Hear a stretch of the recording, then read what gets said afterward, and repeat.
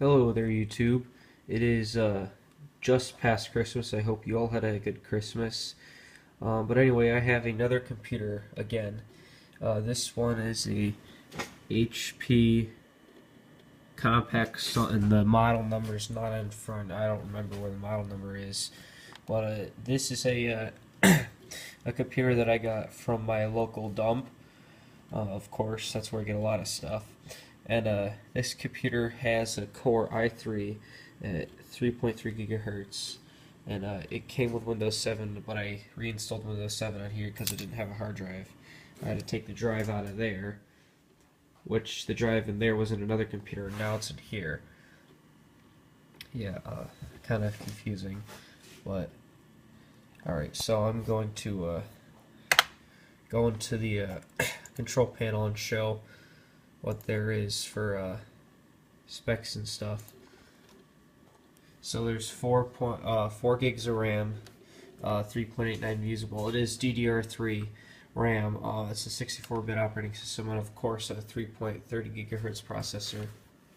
Now, there was this graphics card in here, but I am not using it because of these. This is not HDMI. It's some other thing. I don't know what it's called.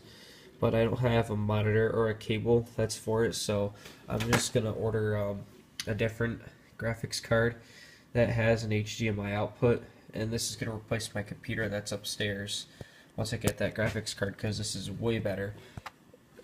Despite the size, it is actually a pretty decent machine, and when I get that graphics card, it'll be way better.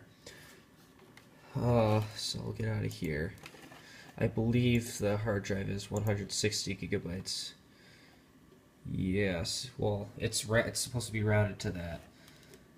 But yeah, I do have some games on here.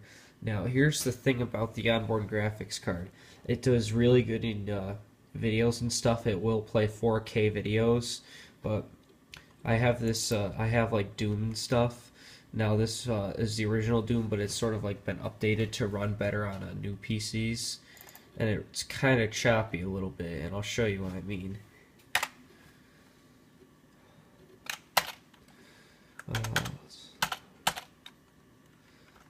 It's a little bit choppy. I mean, it's not that bad. It is definitely playable, but it could be way better, and it runs better on the machine I have upstairs. So when I do get a graphics card, I know it'll obviously fix this problem, but this isn't really that bad. I mean, it's definitely playable, but if you can see, it's a little bit slow, and the color's not as good as it could be.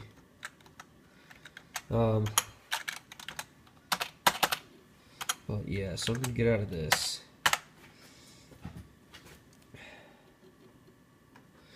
All right.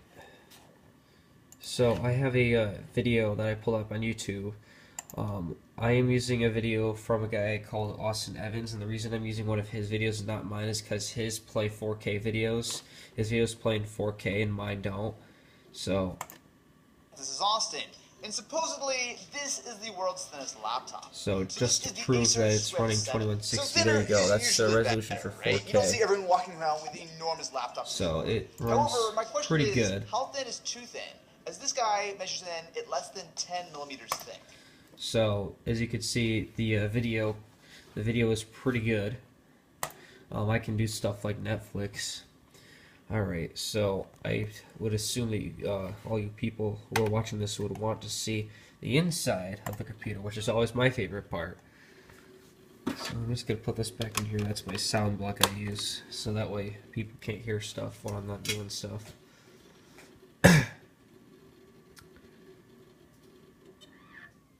Alright, so take this off. So all you gotta do to get this open is just pull up on that lever, and here we are.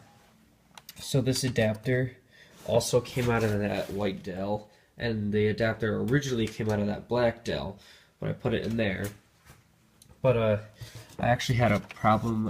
It won't work on here because I have to install the drivers manually when I use, because when I had Windows 10 on that computer, I didn't have to because Windows 10 installs stuff automatically for things like internet adapters. Yes, it does there. So yeah, there's two PCIe X1 slots, and then a PCIe X16 and a regular PCI slot right there. Here's the power supply. I'm not sure how many watts it is. I don't think you guys could see it from the camera, but I'm gonna try to find how much watts it is. Yeah, it doesn't say. I would assume that it's at least 240 watts right here. You guys can't see that. Maybe if you bump it up to a higher resolution, maybe. But yeah, you gotta have a decent amount of wattage because these Intel the core processors like the i3, i5, and i7s, they use a lot more power than like Pentiums and Celerons, so they need a bit more. So as you can see, there is a pretty decent sized heatsink. It's got copper pipes on it. This heatsink, I tried to take it off and I remember that it's got cable management with the cords. Let's see if we can fix this right now, because I don't want that to be moving around just in case.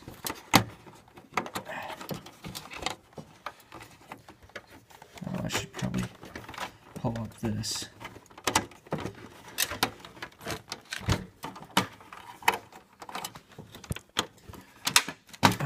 Sorry about that. Alright. So I guess I'll just give you a look at the whole heatsink. It's kind of tall, especially for a half-height size computer. But yeah, like I said, this is a business or school computer. My school has a ton of these. So of course it has this design because it's one of those business computers. The hard drive is right here, 3.5 inch. There's a 5.25 inch optical drive, and you can actually put another drive under here, which I might do at some point. Yeah, there's the RAM, there's a 4 GB stick, and there's 4 slots, so eventually this will end up having 16 GB of RAM. The first thing I'm going to do is order just one 4 GB stick, so that we'll have a total of 8. Then I'll order a pair of 4s, so then it'll have 16. Alright, so I'll close this back up. Alrighty.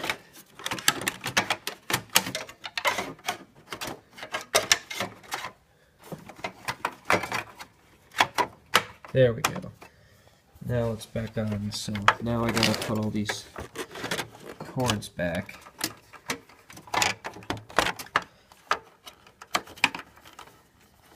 Now, when I got this computer, it didn't have the hard drive in it, and I assumed that it was probably used as like a business computer.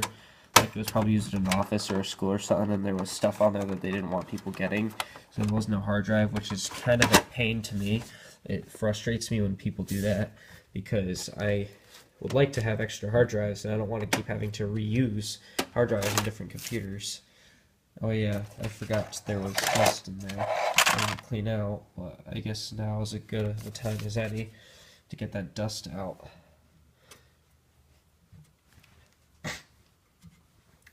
Alright.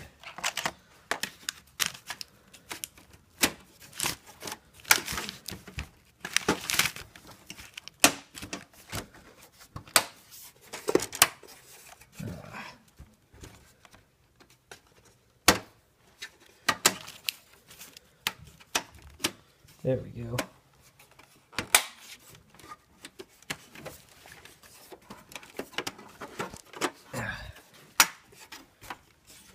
Alright, I think it's on now. Alright, so, yeah, I think that's, everything.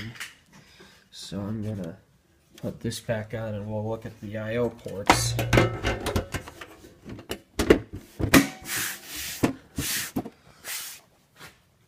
Alright, so I'm gonna have to come around here because I don't feel like unplugging it.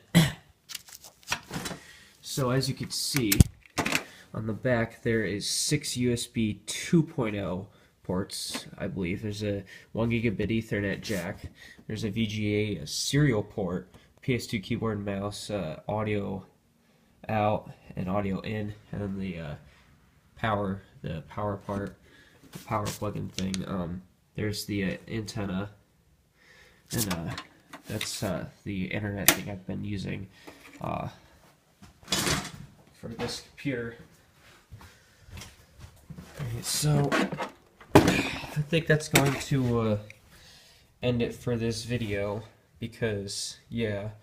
So I hope you all have a good day and a good New Year's, and that's it. Goodbye.